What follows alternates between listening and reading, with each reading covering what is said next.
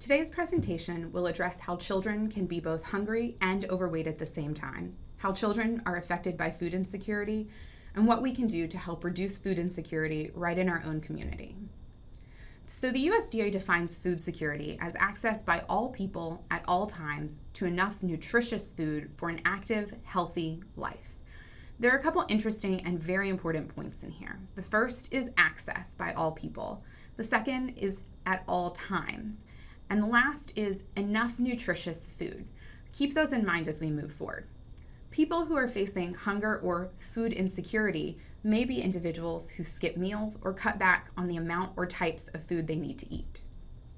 We all know that there are many people facing food insecurity in the United States. But did you realize that until 2008, numbers on food insecure Americans remained fairly stable, ranging between about 34 to 36 million people?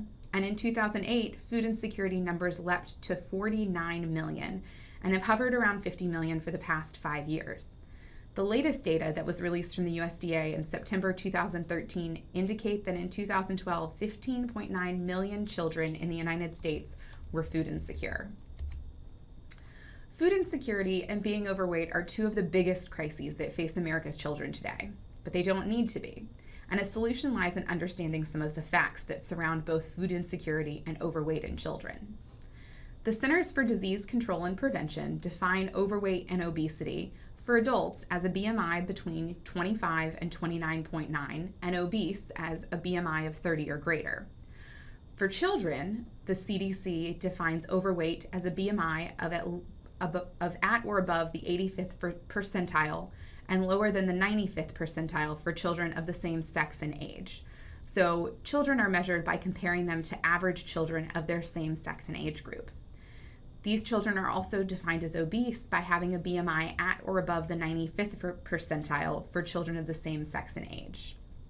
A child's weight status, again, is determined using sex and age-specific percentile for BMI rather than BMI categories used for adults. And this is because children's body composition varies as they age and varies between sexes. To do this, CDC growth charts are used to determine the corresponding BMI for age and sex percentile for children and adolescents aged 2 to 19 years old.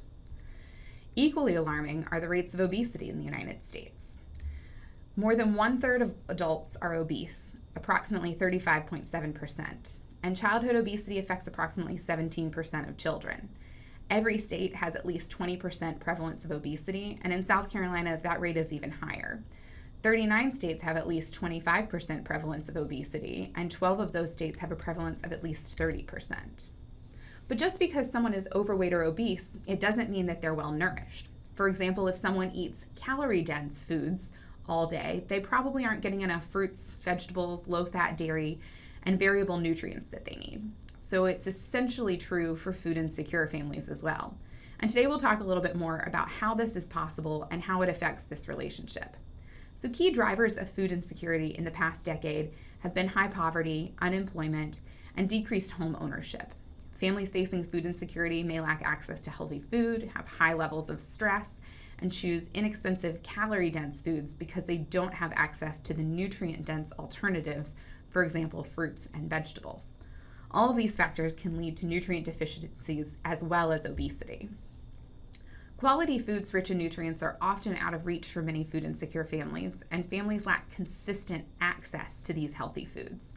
Healthy foods on average tend to be more expensive than high-calorie, low-nutrient foods. As an extreme example, consider a pound of dried ramen noodles versus a pound of produce such as broccoli. The inexpensive noodles may seem more filling to a family, but have fewer nutrients and lots of calories and fat that can lead to weight gain. And it's not just about eating either. Our environment also contributes to the problem. For example, fast food restaurants tend to be concentrated in low-income neighborhoods, providing quick, easy access to foods high in calories, fat, sugar, and sodium, all of which can be associated with excess weight gain. It's also harder for food insecure families to consistently access healthy foods because grocery stores and corner markets in low-income areas often don't carry these items. Families may not have access to proper refrigeration, making it difficult to store these foods. And families may not have access to travel to areas where they can access these healthier foods. It's difficult to transport produce using a public transit system and often cost prohibitive of means of other transportation. For example, families without cars may be forced to hire taxi services to provide food, but most of the time, these services are too expensive. Often, families may opt for foods that cost less, like sugar-sweetened beverages like fruit punch, and fewer foods that may have less nutrients, like fruits and vegetables, low-fat dairy, whole grains, and lean proteins. Current research shows that food insecure families often face high levels of stress related to secure housing, finances, healthcare, food, employment, and unsafe neighborhoods. These families may be faced with difficult choices on a regular basis of purchasing healthy food over paying bills or to heat the house to obtain these nutrients. Stress, anxiety, and depression can also lead to unhealthy eating behaviors and metabolic changes that may actually promote weight gain.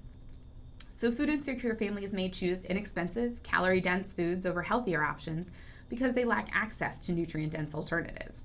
Alternatively, inconsistent access may result in overeating.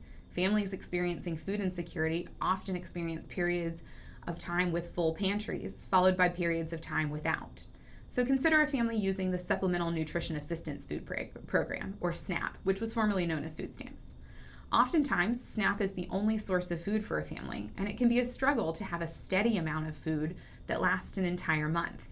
So when food is available, some children may overeat due to fear of lack of food in the future. When food's not available, a child's diet may be minimal, or they may have to skip meals altogether. These wide swings in calorie consumption can actually impact metabolism and promote fat storage and weight gain.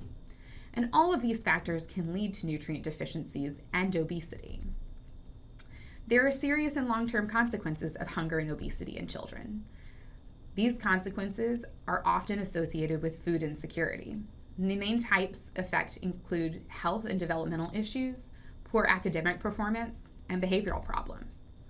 Children who are food insecure suffer the effects of health and developmental issues. They're more likely to have iron deficiency, asthma, learning difficulties, including delayed cognitive development, increased stomach aches, headaches, and colds, and increased fatigue. They might also suffer from psychological issues. Obesity in children and adolescents has been linked with high cholesterol, high blood pressure, asthma, some types of cancer, and with type 2 diabetes. As you may imagine, when one is hungry with inconsistent food access, he or she might perform poorly academically. This issue has been well documented and is why schools provide breakfast during standardized testing. The adverse effect of food insecurity start in infancy, if not before, and can last throughout teenage years and beyond. Children who go hungry in kindergarten are noticeably behind their peers in reading and math by 3rd grade. Hungry children suffer from hyperactivity, absenteeism, and generally do worse both socially and academically in school. They're more likely to need special assistance or to repeat a grade, and some may never catch up. Food insecure children have lower math scores, difficulty concentrating, and higher levels of repeating a grade level. Additionally, they may have delayed brain or cognitive development, reduced school readiness, and reduced learning and educational attainment. Food insecurity is also experienced in conjunction with behavioral problems. Irritability, difficulty getting along with others, and school suspensions are some of the problems related to behavior that children and teens can experience from food insecurity. For example, preschoolers and school-age children who experience hunger have higher rates of anxiety, and elementary school children experiencing severe food insecurity are actually 4 times more likely to require mental health counseling, 7 times more likely to be classified as clinically dysfunctional, and 7 times more likely to get into fights frequently. So what can you do to help? First, you can raise awareness, and second, you can get involved.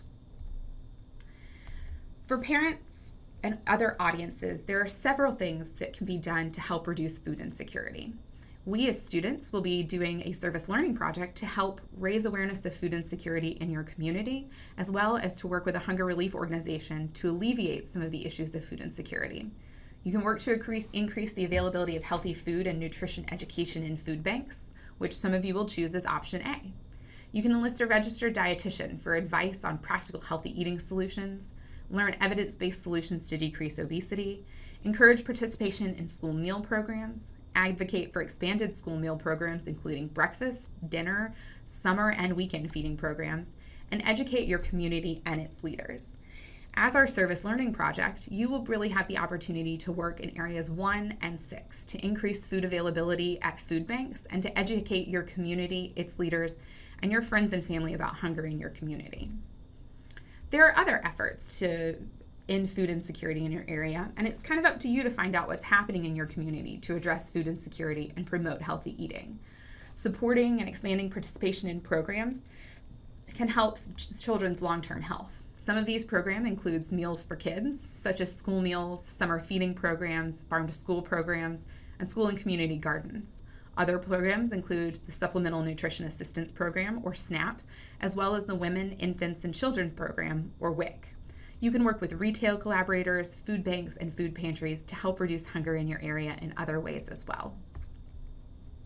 Support your local food bank through donations or volunteering, and doing this is one of the things that you might be doing as part of your service learning requirement. If you're considering volunteering at a local food bank, the Feeding America website is a great resource to find a food bank or food hunger relief agency in your area. Feeding America also has some really great information on both child hunger as well as adult hunger. So to sum it up, we've talked a little bit about food security and hunger, and as you can see, hunger remains a problem among young people and is often seen concurrent with overweight and obesity. Today we talked about some of the possible connections between hunger and overweight, and we also talked about how food insecure families face an uphill battle when it comes to nutrition, health, mental health, and learning. However, there are many things that we can do to help prevent these problems. You guys are going to be responsible for doing some of those things, and I'm really excited to see what great ideas you come up with and how you can inspire a community to take steps to end childhood hunger.